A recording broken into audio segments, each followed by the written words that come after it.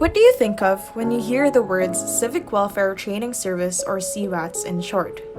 For viewers who don't know what that is, it is a class that university students in the Philippines are required to take as part of the country's National Service Training Program.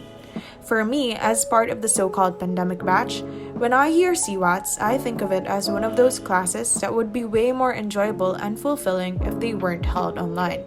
And so, when my professor announced we'd be doing face-to-face green days, I was beyond excited to engage in physical, community-oriented activities.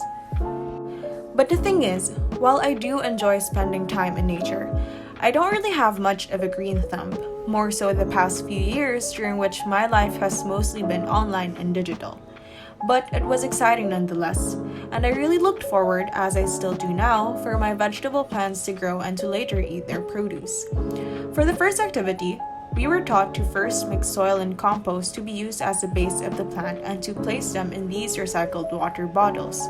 Afterwards, we made small wells in the soil where we put the seedlings of our choice. After placing them in the eco garden where they would receive sufficient sunlight, we watered the plants, which I personally did once a week whenever we had class on campus. Honestly, I thought we would only do planting activities, but we ended up doing some construction work as well to fix the eco garden and to turn it into an open classroom that we and other classes could use. Most of these activities were a first for me. For instance, mixing cement looked really easy when experienced laborers did it. But at first try, it was quite difficult to balance the amount of cement and water to create the right texture. Since the mixture was thick as well, it required a lot of arm strength to mix properly. Though it was difficult at first, I found that it was actually one of the most enjoyable activities we did this semester. Meanwhile, some of my other classmates got to try sawing wood and sanding them afterwards to be used as fences. Another activity that we did was to plant kamote and banana.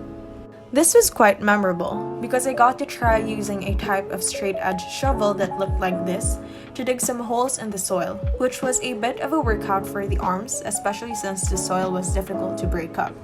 It was still enjoyable though, and I learned a new skill that I could maybe use in the future. Lastly, we made some feeding pens for the chickens, and I got to try using a hammer for the first time.